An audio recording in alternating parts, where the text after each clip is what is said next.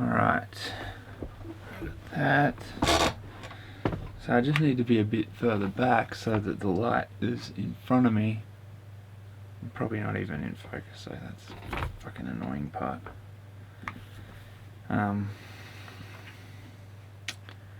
Anyway, fuck, I hate being in this small room.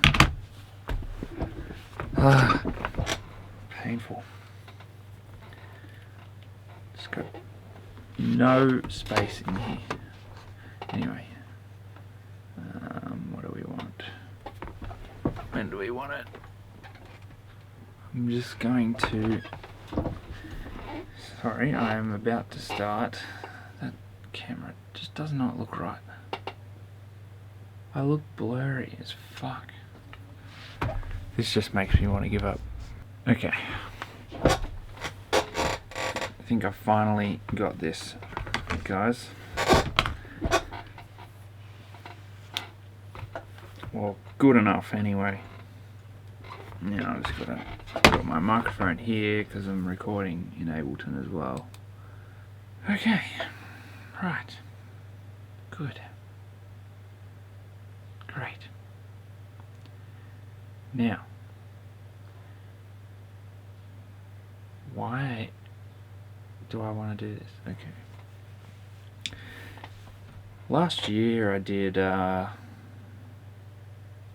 video, or tried to make a video. I didn't upload it because I scripted it and I was constantly it's just awkward.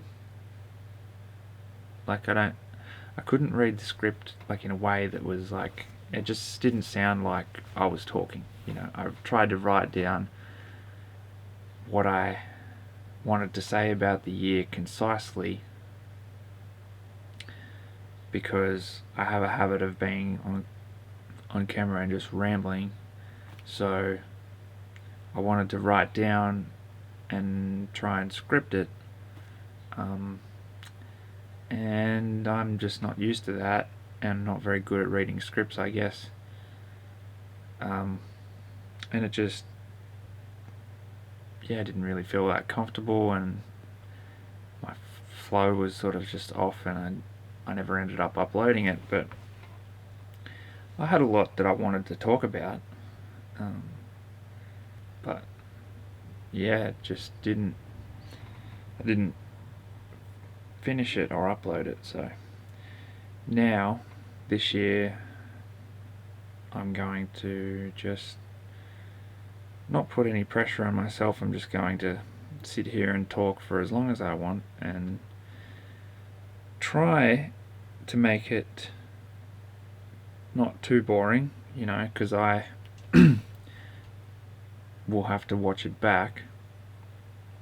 So it's got to be, you know, at least worth watching. Hopefully I can share some insights that you also might find interesting. But it's really going to be just for the record what happened in 2019, you know. Like, if I don't do this, I don't have a lot of journal entries from this year, but I do have some, but not as many as last year, for instance. But this year has been arguably, probably hands down, the best year of my life. Like, in terms of fulfillment, discovering parts of myself that I didn't know I had. I always push myself past certain boundaries. I overcame a lot of challenges. I overcame a lot of fears. I was, in a way, reborn. It was just a very transformative year, so it's definitely worth talking about. And being able to talk about it at length and really thinking about it, I think is really important, because if you can't do that, then you don't really know where you are in life, or like, what have you got in your life that's worth talking about? And if you don't have much that's worth talking about, then maybe you should do something that's worth talking about. And I'm going to make another video about what my plans are for this year, and possibly even beyond that, but we've got to get there first. So I'm going to just talk about this year at length. I have no idea how long this video is going to go for, but I'm going to try and cover everything, and I'm going to try and fit photos and videos, if I need to, overlaid over the top when I'm explaining things. And I'll try and cut out bits of silence, so so it is a little bit quicker. But other than that, I'm not going to do any sort of heavy editing or anything. So, what happened in 2019? I don't think I made any videos on YouTube this year. I'm uploading one now about my Juro Peak run, but I'll get to that. But I don't believe I made any other videos, so, and I haven't really been posting much on social media. I was posting monthly about my training and trying to do some inspiring posts, but they were mostly ego driven, so I've stopped doing them. Anyway, January. In January, I started my first full-time job.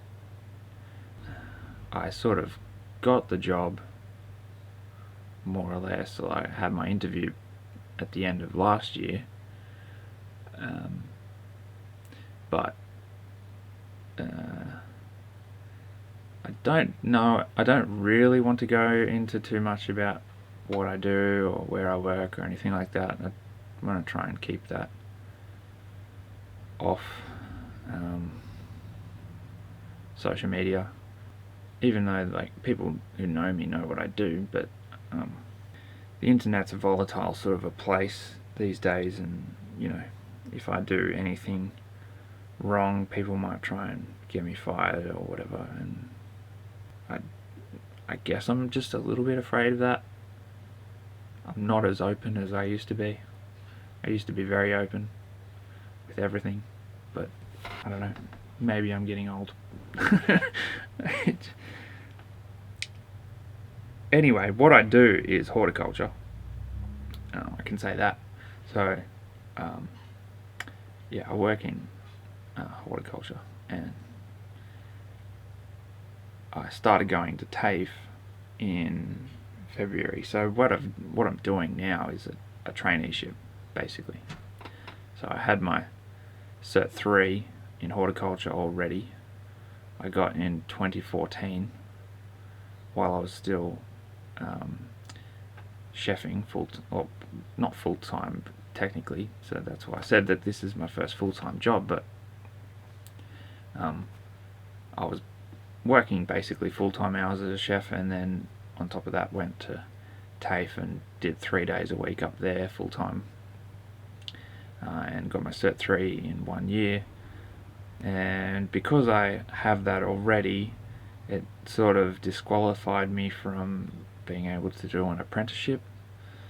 An apprenticeship position opened up, and I took it because I really wanted a job at this place, and it's going really well. not perfect like any other job. Like there's bits of it that you don't like, but I'm going in the direction that I want to go, and that's the most important part. Still only sort of beginning this career, and it has a lot of potential for me, and it's really exciting. It's a very big shift from being in a kitchen. It's way less stressful, though there are parts of it that are harder. It's physically more demanding in some ways. It's not as fast a pace, but you're working outside in the heat and dust, and dust is one of the worst aspects of living here in Tamworth, and the heat in summer gets pretty bad, but you know, sacrifices need to be made to do the things that you want to do. So in February I then started going back to TAFE, and now I'm doing my certificate 4 in horticulture. So that's basically a lot of similar subjects, but it's more geared towards management and being a team leader. So start of the year we did a garden design unit, and that took a lot of work. I put a picture up of the garden that I ended up doing for my assignment. We all as a class had to redesign a park in one of the parks on the outskirts of town, sort of. It doesn't really get much attention, and sort of doesn't have much going on there. And I had a very elaborate plan. I'm very creative with everything that I try and do. So it was a bit much, and I don't really have time to explain it all, but that was a very fun unit, and garden design is something that I'm very interested in. Basically what I want to do with that career is work in botanical gardens. And that kind of tells you what I'm doing, but that's my plan for I've basically got 2 careers. I've got this horticulture career, and then I've got my music career, and I'm just trying to shuffle them, like basically treating my music career more like a hobby at the moment, although the last week or 2 I've been very in a different sort of headspace, and I'm going back to my older attitude of just working really hard all the time on everything. So I'm getting more done, and this year I'm going to get more done, but it's a balance. Because I can't go too heavy on either one, because then the other one won't get done, and I need to get both rolling and integrating for me to be happy or fulfilled. I need to do both. So there's that. At the start of the year, I was like, almost all of my spare time was dedicated towards training, like running and swimming and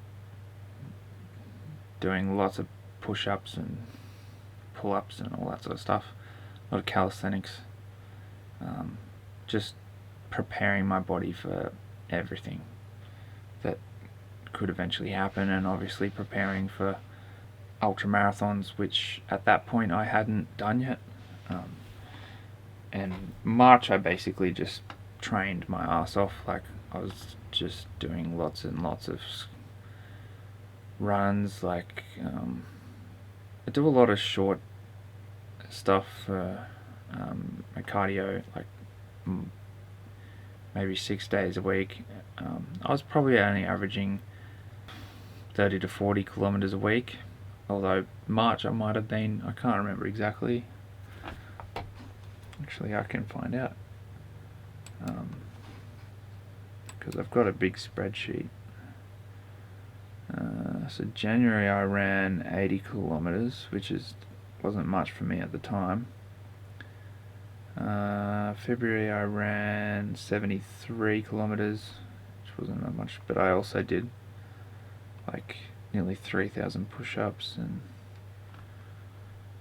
heaps of squats and shit. March I did 125 k's of running. April was my real test. So in March I was doing a lot of I was just trying to prepare myself for the Tamworth Trailblazer race that was in April, and unfortunately just before that, I think it was maybe the last week of March or something like that, the week before the race, I had to go in for a colonoscopy because in 2018 I was really sick many times. Like, I had to go to hospital about 7 or 8 times, and it ended up, well, it was not necessarily the same thing, but later on in the year I found out I had appendicitis, and I haven't gotten sick like that since, so that's probably what it was. But yeah, that's an interesting topic, and I'll talk more about that soon. But yeah, we wanted to check out my colon just to make sure I didn't have anything wrong with my bowels or whatever. So I had a colonoscopy.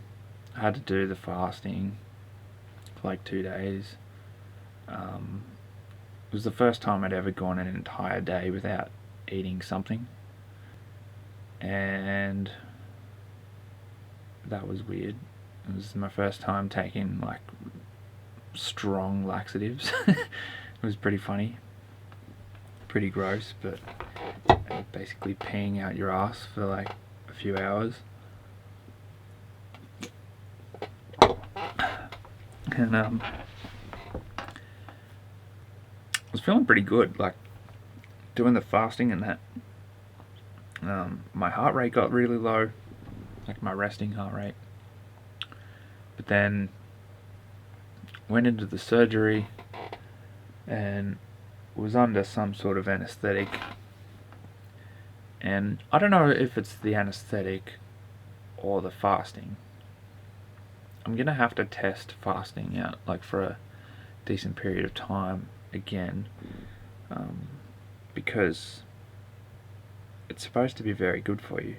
And but this is the problem. I tried to go for a run like a couple days later, or maybe the next day or something, and basically as soon as I started running, my heart rate went up right into the anaerobic threshold. Like, I was jogging like 8-minute Ks and I was like 180, 190 beats per minute. It was like ridiculous. I was like so out of shape, it wasn't funny.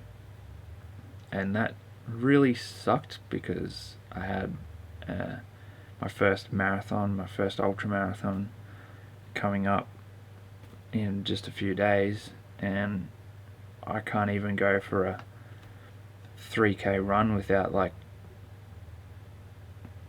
blowing up my heart rate, you know. Like, how the hell am I going to finish that race if that's the case? That's what's going through my mind. But and yeah, it didn't get much better like for the whole week. I'm gonna have to reset this video in just a second, so give me 1 second. These DSLR cameras have a 20-minute time limit. Okay, how's that? That might be a little bit distracting, that.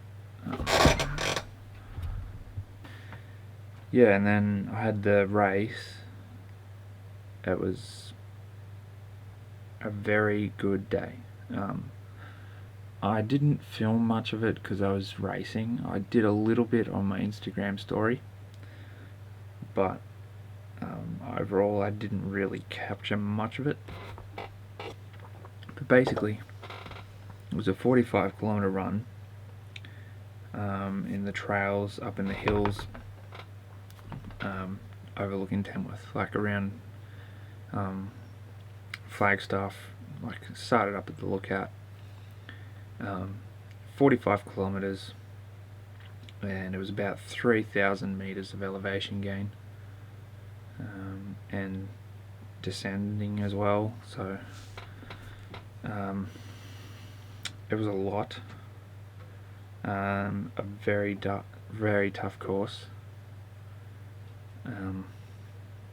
Like, that 45 kilometres was harder than the 87k run I did a couple of months later, and I'm going to be doing it again this year, but I'm going to do the 60 kilometre one. They've now opened up a 60k one. But anyway, so the race, yeah, I started off and my heart rate was just through the roof straight away. I couldn't keep up with anyone. I lost everyone. And then one of the guys who was a little bit behind me starting, he started off slow and then caught up to me and overtook me, and I get along with him pretty well, but he gave me good advice. Like, I was telling him my heart rate was really high, and he said just slow down and like go based on your heart rate, because otherwise if you go through too much energy, like, then you bonk and you can't, like, you probably just won't finish. And I made the other mistake too of having a big meal of pasta and all of that before the race, and it was early, so in hindsight I shouldn't have done that. I should have probably started on an empty stomach and just had a big meal the night before, because when you after having a big heavy meal, your stomach needs a lot of blood to try and digest it, and it takes away from your aerobic system. So when you go for a run after you've eaten, your heart rate's going to be higher naturally. Plus, I already had the effect of whatever the surgery or fasting did to me. So it was very tough. Like, the first couple of hours my heart rate was pretty high,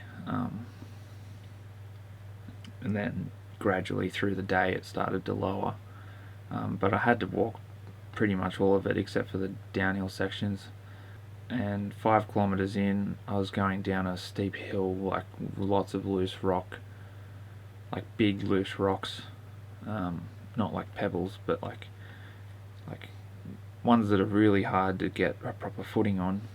And I twisted my ankle, or like landed on it pretty bad. And yeah, I had to keep going down this hill. It was only 5 kilometers into the race, and I had 10 more kilometers to go before I could get back to base, like, because it was a 15-kilometer circuit that we did 3 times.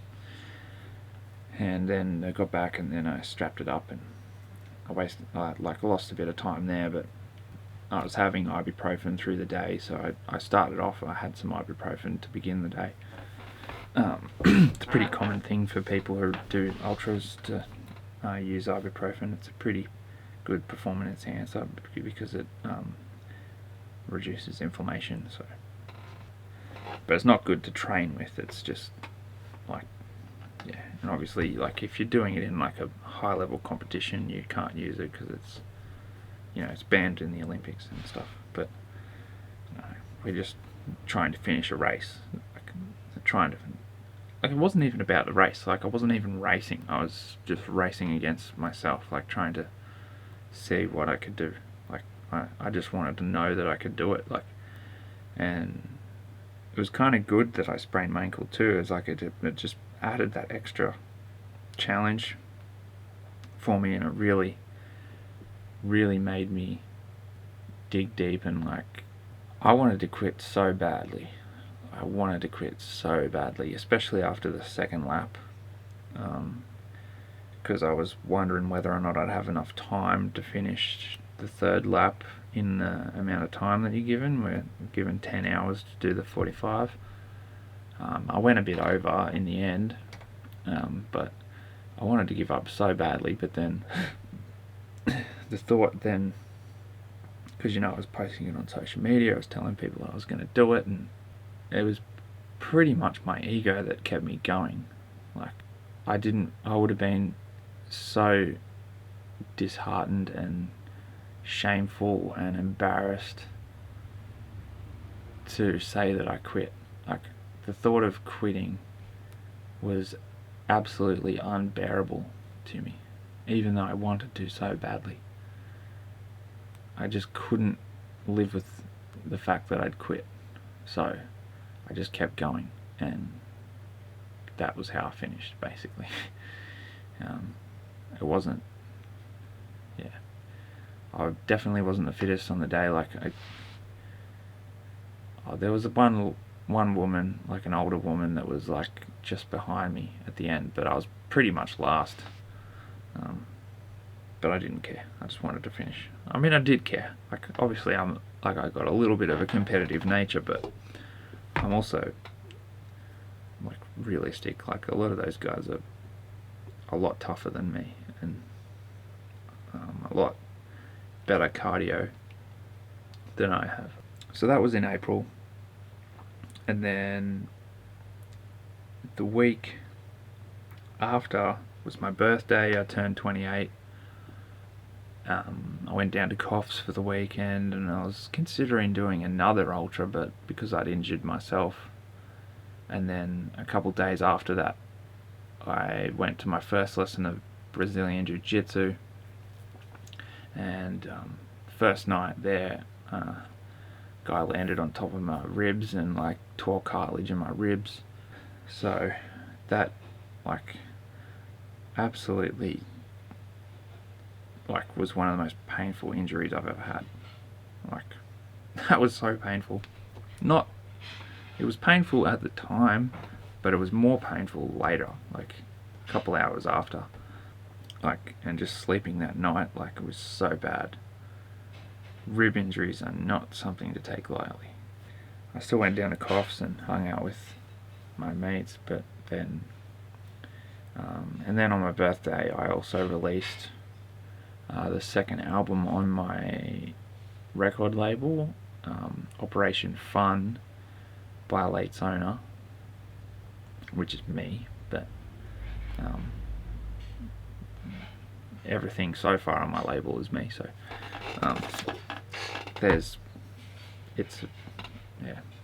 just go and listen to the album. I got a video on my record label's page that has some linear notes on that.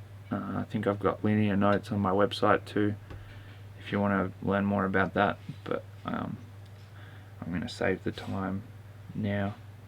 But I had a really good birthday. I had a good day, and it was just a good time. Like, I was still sort of like feeling really good about having done that ultra, and I think the biggest thing I've learned from tests is just like how much we're capable of. Like, our day-to-day life in this society is not even close to the capacity that we are as humans capable of. I mean, obviously some people do get close, like first responders and soldiers, and obviously there are people that work really hard, but like most people don't. In May, I finished my garden design, so I was like spending a lot of my spare time doing that. I was still training, but I couldn't do much like calisthenics or anything because of my ribs. I was basically just trying to prepare myself. Or I think it was actually in May that I came up with the decision to run to Durai Peak in June. It was only a few weeks beforehand that I just decided to do it.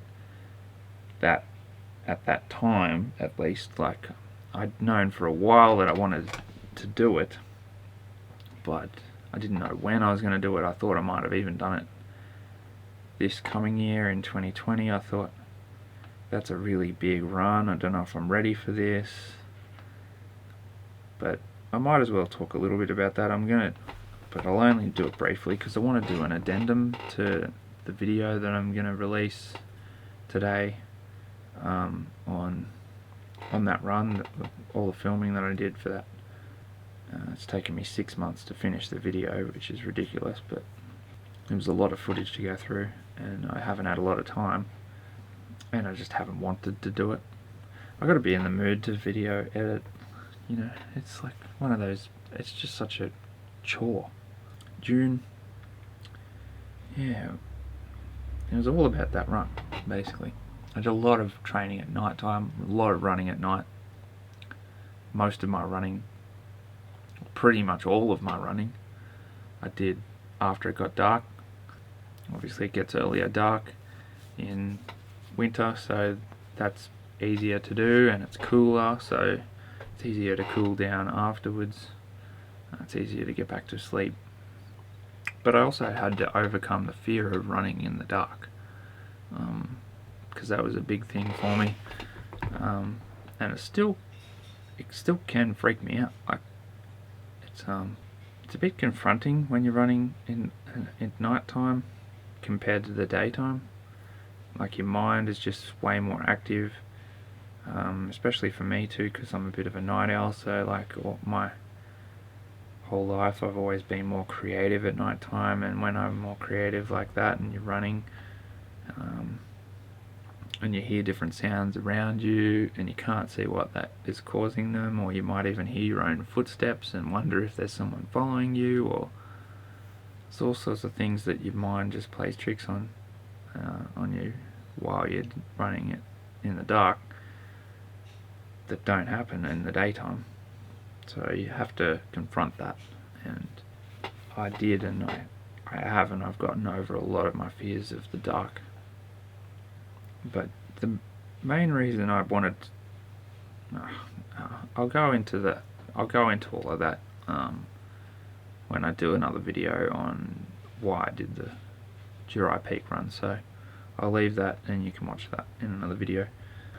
In July, so June, at the end of June, I was just basically recovering from that race. I almost lost some of my toenails. Some of my toenails are still black, but I'm not going to show you that. It's gross. In July, I had, it was towards the end of July, but in July, that was when I came down with appendicitis, and I had a really, really horrible week. Very emotional week. Very painful week. The moment when my appendix burst was the worst pain I've ever felt in my life, and it was after like 3 or 4 days of like you know what, when you feel like your bowels, like if any of you got like irritable bowel, and you can get really sore in your bowels, like your bowels will become inflamed or something like that, and it just, your whole like abdomen just hurts. That's basically the feeling I had for like a few days, but then towards the end of it, and I had a really bad fever. Like, my fever was over, temperature was over like 41, 42 degrees. It was really high. I was vomiting, I couldn't eat anything. I was really anxious because the weather was cold, and when you got a fever, all you want to do is be warm. It's weird. It's kind of like the opposite of what you should be doing. Yeah, I was just having lots of shakes and spasms, and really terrible experience. And then on, I think, the third or fourth day, the morning, I really started getting a lot of like pain a bit more locally around my appendix. That night, yeah, it was just really sore, and then I got up and I felt like I had to go to the toilet, and then I think I squeezed really hard trying to do a poo, and then I think that's when it burst, and it was just ridiculously painful. I'd avoided going up to hospital before that moment, because in 2018 I went up to hospital, yeah, probably about 7 or 8 times with the same sort of symptoms, and you wait there for ages, and it's cold, and they just put you on a drip, and you just have medication to stop yourself from vomiting. I get really anxious when I go up there in that state, and the previous time I had to have Valium, and I was just like, I was like an ice addict or something. Like, I was just really, like, in a really bad way.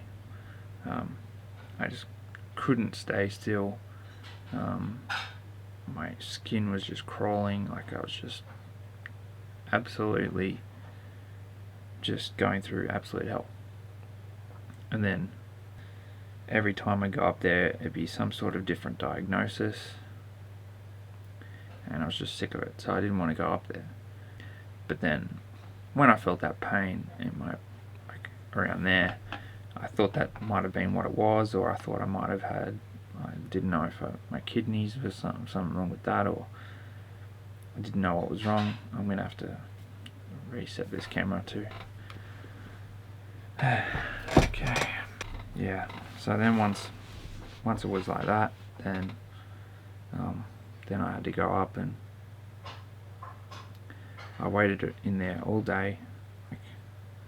I went up there like maybe 5 in the morning or something, and I didn't get into surgery until 9 or 10 o'clock at night or something like that. And I was sitting there with, like, in bed, just had it all, and a burst appendix that was gangrenous, and like it was starting to seep into, like, infect my blood, and yeah, like, if they'd waited much longer, like, I would have been a lot worse. But then, you know, I keep thinking about it, like, if it was just 100 years ago, I would be dead. That would have killed me, and it would have been excruciating and just terrible. So every day that I have now is a blessing, and I'm just living on bonus time now, as far as I see it. So whatever I get done now, all I'm thinking about is just adding to my legacy, if you will. I'm trying to create a body of work that I can be proud of, and that's all I'm trying to do now, basically. After the surgery was incredibly tough. I couldn't believe how sorry, I keep getting eyelashes in my eyes. I'm not crying. I couldn't believe how much it impacted me physically. It would take me nearly 5 minutes just to get out of bed. It was just lucky that I was really fit going into it. You know, if I was weaker, or if I was like an older person, or I was just like, you know, if I was not as physically capable, I would have been completely useless, pretty much. I wouldn't have probably even been able to get out of bed. It was only because I keep myself fit that I was able to still get out of bed. Like, I was in hospital, I think, for another 2 days after the surgery, like 2 nights, and I listened to music a lot, and I was listening to Wardruna, their first album, which I used to listen to back in the day, and it's like this Norwegian folk music. Like, if you haven't heard it, you have to listen to it. It should be, it's almost like compulsory listening in my mind. It's very emotional, it's very primal, it's like a psychedelic experience, and I think I attribute that album in part to the rebirth feeling that I had. It wasn't like it was just the experience of having the surgery as well. It was like the combination of that moment, and like it was like this really divine sort of experience. And then I had the album playing, and every time I listened to it, I would just be like basically weeping, like just crying not out of sadness even, just out of, not even joy, I don't know what it was. It was just the most vulnerable I've ever felt. My ego had completely died. It's come back, which is kind of good, because I think you need your ego in a way in order to motivate yourself. It's pretty hard to motivate yourself to do anything if you've got no ego. Yeah, each day I just slowly did a little bit more, and walking out of hospital like a couple days after the surgery with Mum, like, it probably took nearly half an hour, maybe not quite that long, probably 20 minutes, I don't know. It was a long walk. Like, it wasn't really that long. Like, it might have been a bit under a K from my bed to the car, but I had to stop a couple times, and it was just really painful because my abdomen was all like, really tight, and like when I woke up from the surgery, and like I had this tube in me because I had, my whole abdomen was full of pus, and it was all inflamed and infected, and I had this tube in me for the first a bit more than 24 hours, and it was like this tube, and it was probably in me about that far. I thought it was only in maybe that far when they pulled it out, and then like it was so painful. Oh, it was so painful. I've got pictures of it. It was pretty gross, but if you can't deal with gross stuff, then you probably don't like being alive very much.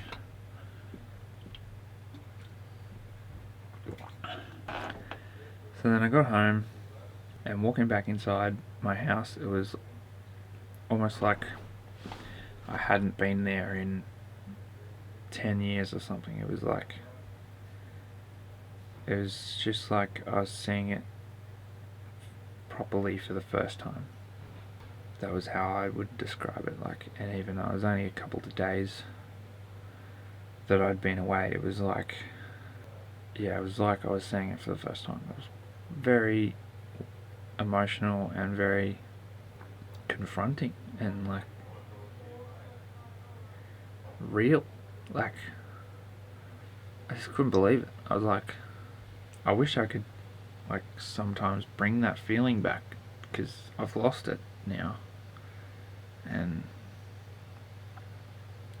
I think the only way to get that back would be to have a similar experience, or through like a really transformative psychedelic experience, maybe with ayahuasca or, I don't know, something powerful. But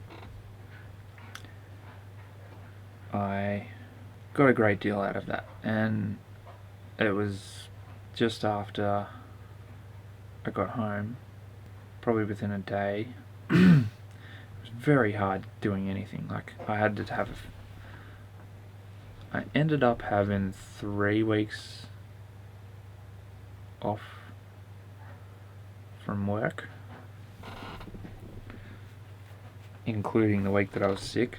So I basically went back to work, and I was basically just sitting down doing some of my assignments and stuff like that. But yeah, I had to use up all my sick leave, so I haven't had a sick day since then. And not that I've had to, I haven't been sick, but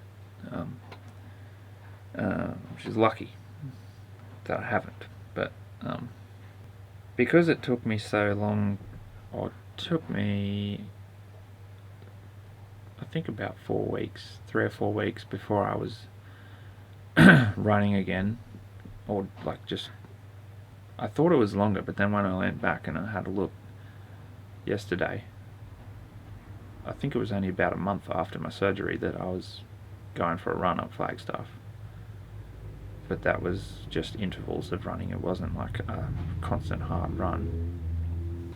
Yeah, I got sort of back into like a curious sort of state where, I was starting to go hiking again and just going up into the hills, and my couple of my mates helped get me back on that path. It sort of brought back the old Michael of a few years ago, who was really just fascinated by plants and life, and just I want to study more of it, and one day I want to be able to call myself a botanist, or maybe now I'm even thinking of plant pathology. But I want to do something. I want to get a degree in science, but that will probably be a few years down the track. Yeah, it's allowed me to sort of get back into studying a bit more like I used to, because even though I got this job and it enables me to study a bit plants and stuff, I didn't quite have the same level of passion as what I did when I signed up 5 years ago to do my Cert 3. I was reading books about botany and all that sort of stuff then, and I was very just passionate about it. But it sort of brought that back. So, because I go for a lot of runs and trails and stuff through nature, but because you're running, you're not taking you don't actually take any time to look at anything specifically. Like, when you're walking and you take times to stop and actually look, and actually stop and look at the ground and go, okay, how many species of plant can I find here, and like, are there any really little ones? Like, there's so much, like little mosses and lichens and different kinds of rocks, like learning like more about geology. Like, I really want to learn more about geology, like how landscapes form, so that when I'm running, like doing ultras and go to national parks and stuff, that's something I want to do, is be able to talk about like landscapes, and there's just so much I have to learn. So that's really what that time was all about. And I also overcame my grudge. Grudge is a very light word. I was really mad. It was basically a grudge towards my dad. So having that sort of ego death and this sort of rebirth, and realizing that I wasn't my ego, I was actually this other person. Like, I'm actually a Ligetwood, I'm not an Aksenov. And a Ligetwood and Aksenov really kind of describe my two sides very well, because one is two different descriptions of wood. Ligget is kind of like lignin and wood, so I'm like very natural substance, very slow growing, very sort of resilient but vulnerable also, and I'm not very powerful, but I have like a lot of inner strength, and that would be how I would describe myself. And I think it's also a sort of a very poetic thing of why I'm so fascinated with trees and plants and stuff like that. And then Aksionov, if you sort of take the phonetic version of that and to say the axe, like I would describe Aksionov as very much like a berserk kind of a monster, like an axe, like a weapon, dangerous.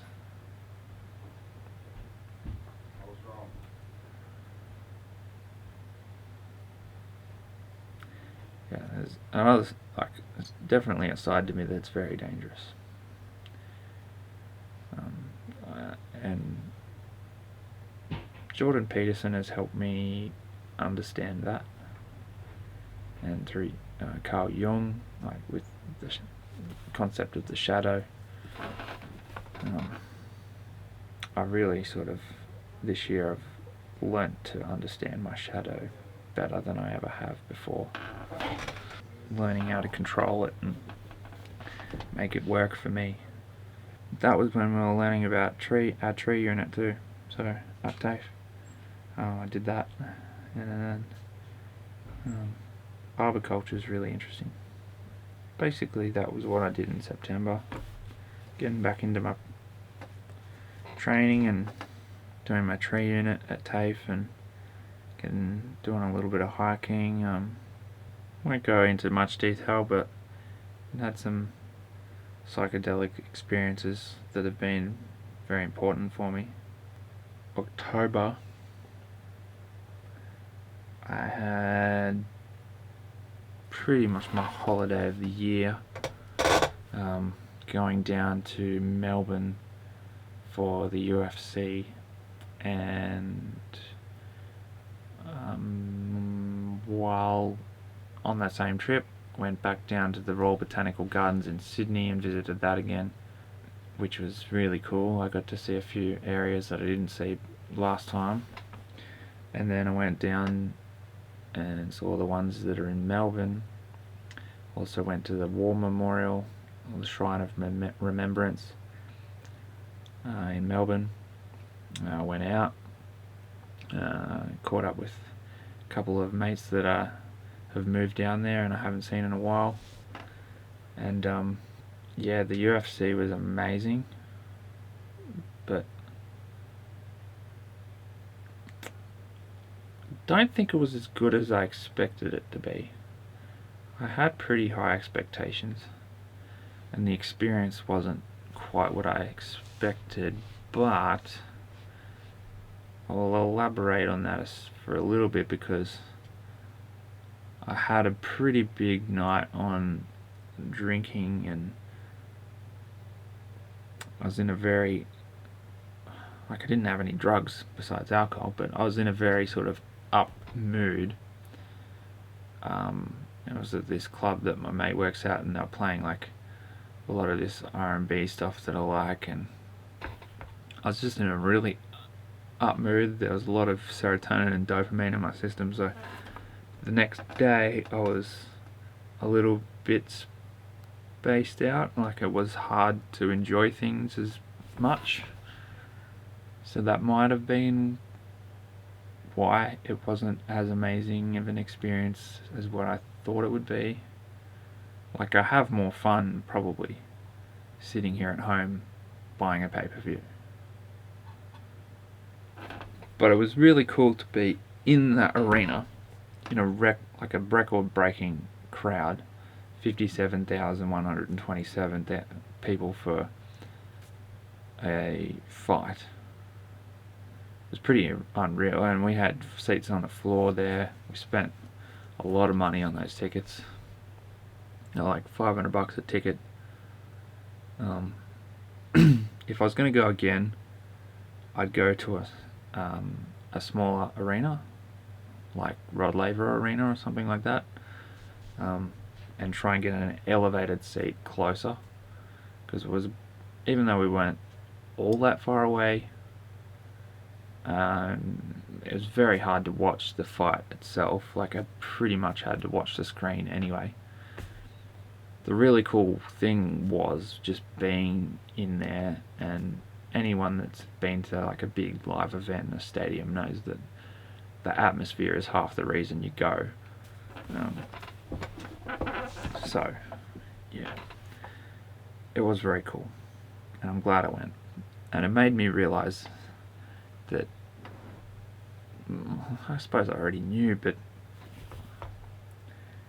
when you're seeing the people, like some people that you sort of like have been following for a long time, on celebrities basically, they're celebrity fighters, when you see them in real person, even though they're far away, but like you just sort of realise that they're just like you and I, like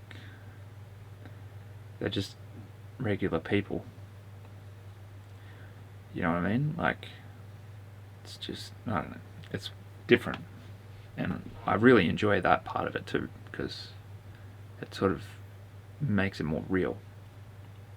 We went go-karting while we were there too, which I won, by the way. Just gonna put that out there. And I saw Combi Christ, which was awesome. Combi Christ are, if you don't know of them, they're a pretty important band for me. While I was a teenager, mostly, late in high school, they were sort of the first techno band that I listened to. They sort of introduced me to that genre. They were very important for me, and if you listen to their album Enjoy the Abuse, that was the album that I mostly listened to, and it was pretty awesome to see them live. And Andy LaPlugua is pretty punk kind of a guy, and he's got a really good stage presence and got the crowd going. And their new album, when I listened to it, I was a bit dubious. I wasn't like sure if I wanted to see them anymore, but live, it totally changed my opinion of it. So I really liked it. And then, yeah, because go-karting, we went go-karting, and then we taught like lots of conversation about Formula One and that with my mate, one of my best mates. So I got back into F1 as well, started following that again. Bit of a shame Daniel Ricciardo didn't do better, but I wonder if he's kicking himself now that he switched to Renault instead of staying at Red Bull. But yeah, anyway, October was also when I finished and released my first single by Nita Ream. It was my second release for the year, which is pretty good. I'd love to be able to do that every year. That'd be a pretty awesome achievement, to have an album and a single out each year, but that requires a lot of work. But the Nita Ream single I was very happy with in the end. It wasn't at all what I was expecting. I was expecting it to be more just dark ambient with no vocals, but then I thought I'd just give it a go, and it really helped improve, because I'm very story driven. I like music to have a story attached to it, even though I love a lot of electronic music that doesn't have a story. It's just basically music that sounds good. But I struggle to write stuff like that. Like, I can, and I do, and obviously my Late Summer album was almost entirely instrumental, but then even if it's an instrumental, I still like a story to be attached to it. So like, but then if you don't put vocals in it, then it's very hard to convey that story to the listener. So I mean, you can do it through song title and imagery and linear notes and doing like a behind the scenes video or something like this on YouTube, but most people don't see that. I feel like it really added, and I was really happy with the vocals, how it turned out. Very similar to a song I had on my Asphodel Meadows record. Very happy with it. November, a few little things. I played golf for the first time in like 10 years. Maybe not 10 years, but maybe 8 or 9 years. I loved it. Golf is really one of those fun sports that's not like, it's great, and I get to enjoy the greenkeeping aspect of it too. Like, I like thinking about how the people maintain the golf courses and stuff like that. Went up to Queensland holiday with my dad and my brothers. We're up there on a farm doing a bit of animal control. I didn't get anything, but the group were going shooting, and then I got some meat to take. We got a roux, and I was able to cook it up. It was pretty good. It was really good. I learned how to ride a motorbike, and I kind of, like, for the next couple of weeks was a little bit obsessed with the idea of having a motorbike. So I spent a lot of hours on YouTube, like, watching motorbike reviews and like trying to figure out which motorbike I want. I wanted to get an off-road one, but then I ended up figuring that I'm probably going to spend most of my time just riding it on the road. So, but an off-road one would be so cool. So I was either going to go like KTM or go for something like a road bike, like a naked Neo sports bike, like a Honda CB650R. Look up that bike, it is sexy. Either that or the Yamaha something. It's basically their equivalent of the same sort of bike, but it's a 2-cylinder parallel twin, and it also looks really good. Now that brings us up to December, and this last month has been pretty good. I should touch on the fact that this season, pretty much from the start of spring and even the end of winter a little bit, has been absolutely catastrophic fire conditions. I haven't been too badly affected by it other than smoke. It's like, I think everyone in our state and a lot of the country, particularly like the East Coast and Victoria now, and a bit of South Australia, a bit of Western Australia, I've only really been experiencing the smoke haze. I haven't seen any fires directly, although we had fires within about 30 k's. My heart absolutely just goes out to these people who have lost their homes. Hundreds of homes have been lost. More than 1 million hectares, maybe even 2 million now. I don't know what the latest data is. We've got firefighters coming from America, Canada, New Zealand maybe. I don't know what other countries off the top of my head, sorry. But, we've had like massive Airbuses like that they have from America coming over and like helping put out fires. Like, it has just been ridiculous. And I'm pretty lucky. Like, in Tamworth we've gotten off pretty well. We're really badly affected, things are getting pretty tough. Pretty close to tough. We're pretty close to tough here in Tamworth with the drought. Like, less than 2 years at best of water left. Sounds like a lot, but when you don't know when the drought's going to end, creates a bit of anxiety. It hasn't really made me anxious because I'm on medication and I don't really feel that anxious about anything much. And if I do, I go for a run, I get my endorphins, and that helps with anxiety better than medication. Yeah, this season I just wanted to point that out, that this has been really bad. There haven't been many days where we haven't had to deal with smoke haze. Many days you haven't even been able to see a block. It's just been like a thick fog, but it's smoke. And where I work outside pretty much entirely, so there have been many days where you'll wake up and think that it's not too bad for us because we've got reverse cycle air conditioning, but I stayed a night at a friend's place a couple of weeks ago and they have evaporative, and I woke up and it's just like it's pumping the smoke into the house, and you would swear that the house next door or the next room was on fire. Like, you get like a haze inside the room, and then you go outside and you can hardly see the house across the street.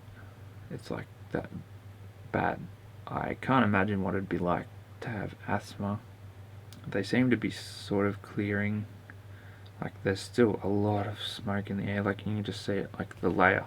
Like, you go up to the lookout and you can just see the layer just sitting on top of like, you can see where it ends, as obviously it's heavier than a lot of the air, so it only goes so high.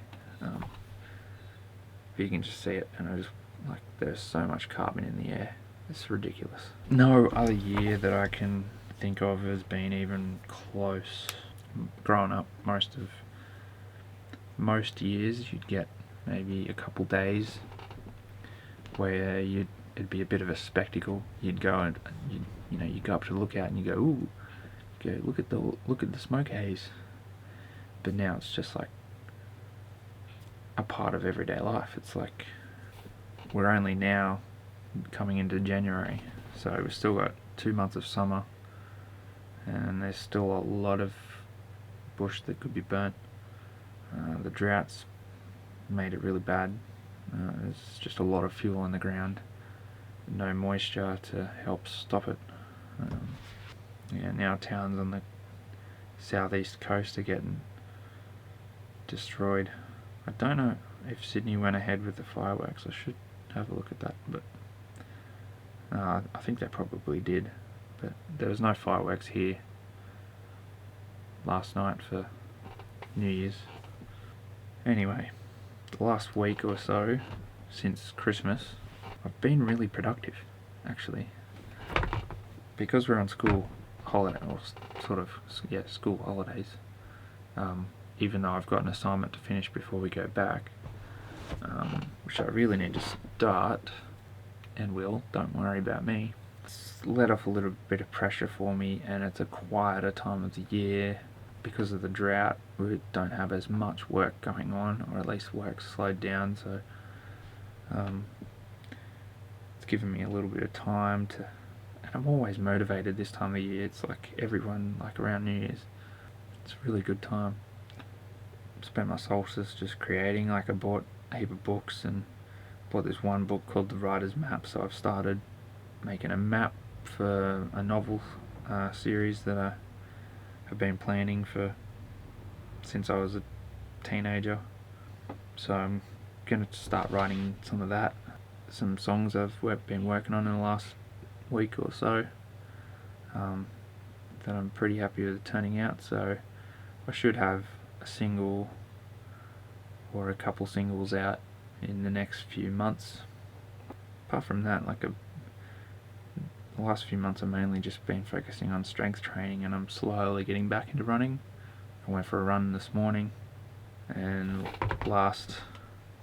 in December I ran, not a lot, 38 k's, which is pretty low for me.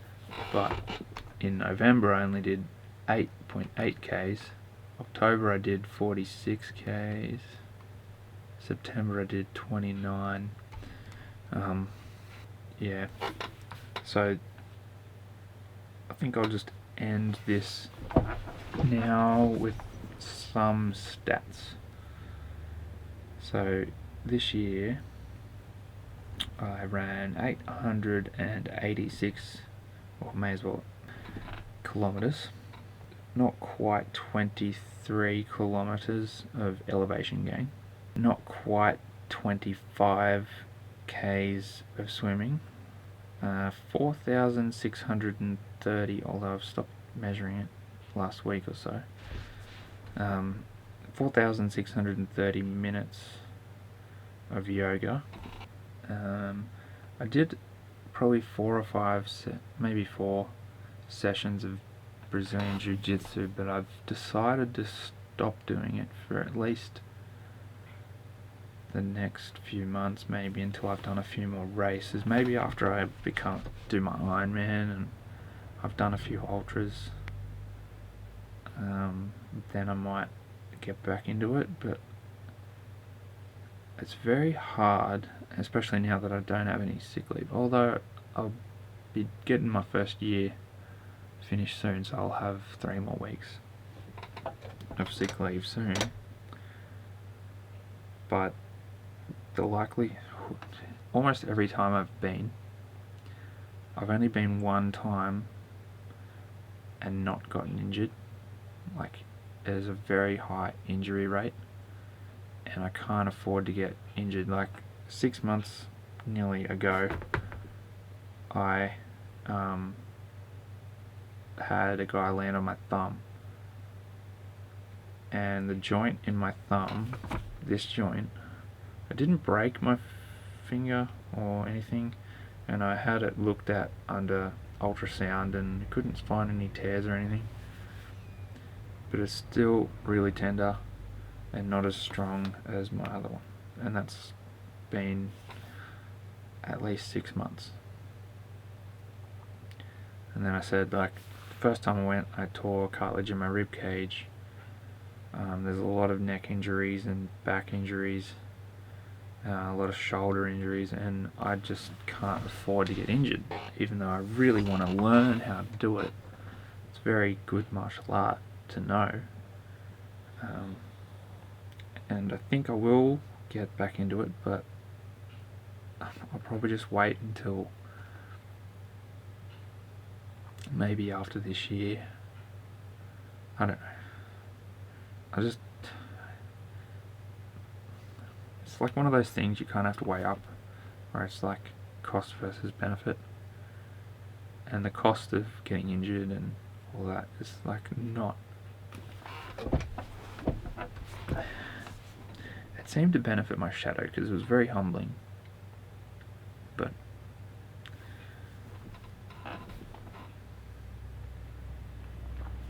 at the moment it's just not worth doing. And yeah,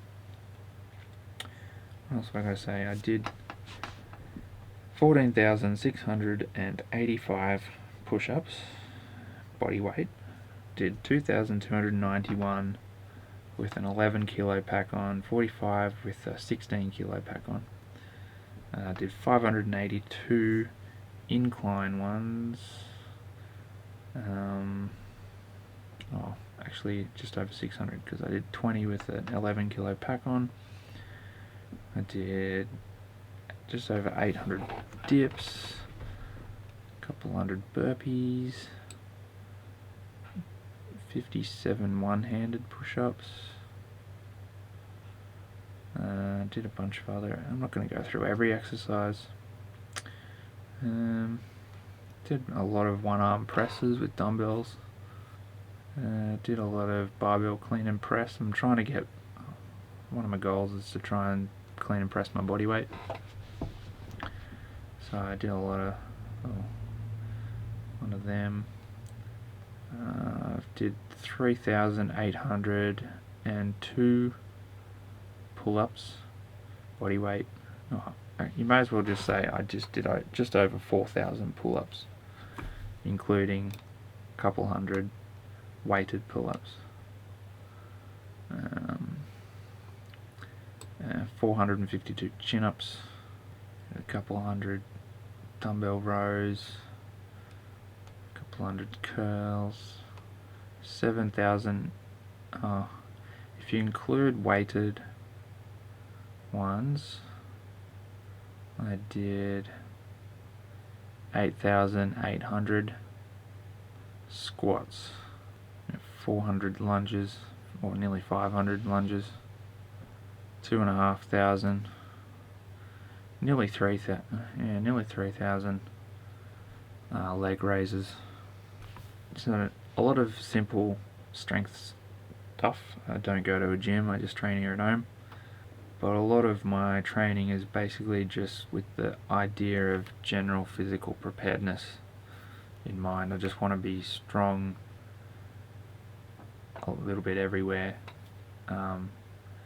because strength is one of those things, like when I had my appendix taken out, or any time I ever stopped training, after a few weeks of not training strength, you lose so much strength.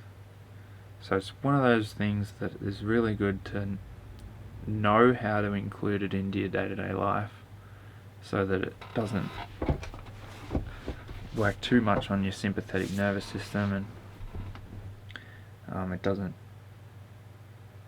you don't want to be overtraining, but you need to know how to include it so that you can be stronger, because if you are stronger, then your day-to-day life is just better and easier, and you can do more.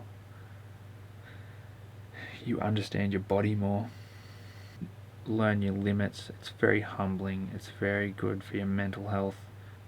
If I'm angry and I go lift some heavy weights, at the end of it, I don't give a fuck. Yeah, it's very good for taming my shadow exercise. So maybe some final thoughts. This year has just been a transformative one, physically and mentally. Not too much spiritually. Still pantheist. I'm gonna do some more writing on some of my arguments, like against certain practices that we do, like timing around Christmas and New Year's and all that sort of stuff. I need to do in another video, but I need to do more writing. Things that I lacked this year that I wish I had done more. I spend too much time watching, like I have a YouTube addiction, and I get a lot out of just watching a lot of stuff on YouTube. Don't get me wrong, I get a lot out of it, but I could spend a lot less time on there and more time thinking about creative works that I'm doing, and spending a bit more time on music, or spending a bit more time studying, reading, writing. I'm very happy with my efforts with training this year. There are still a bunch of goals that I didn't meet, but I achieved a lot. So I'm very happy about that. I wasn't expecting to do the Jurai Peak run, and that was another one of those really transformative experiences that's given me like a deep sense of fulfillment, and I'll go more into that on another video, not in the actual running. There'll be two videos. One is the one where it shows the footage of me running and it's just the story of the day, but then I'll do another video which I haven't started or made yet, but I'm going to work on that today, and it'll just go into why I chose to do it, like a bit of the background and sort of things that happened off camera that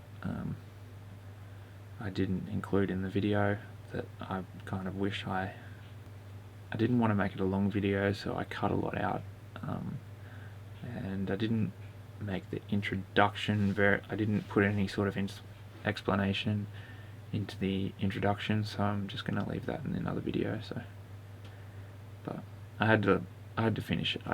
It's just been too long that I've been working on it, and I've got to move on. So I think that pretty much sums it up. I'm going to do another video about what I intend to include in this year, but it won't be anywhere near as long, because obviously it's talking about the future, and the future is chaotic, so you can't talk about it as much as you can talk about the past. I hope you guys had a good year. I know I've seen a lot of people posting that it hasn't been a very good year for them, but then I've seen a lot of people that are having really good years. So either one, no matter what you are, I hope you just reflect on your past experiences and try and improve yourself. Never stop trying to improve yourself, but also keep an open mind, keep your ego in check. But have an ego. You want to do things. You need to be able to aim at something and go out and do it this year. What's stopping you? Alright, I've talked long enough. This conversation is over.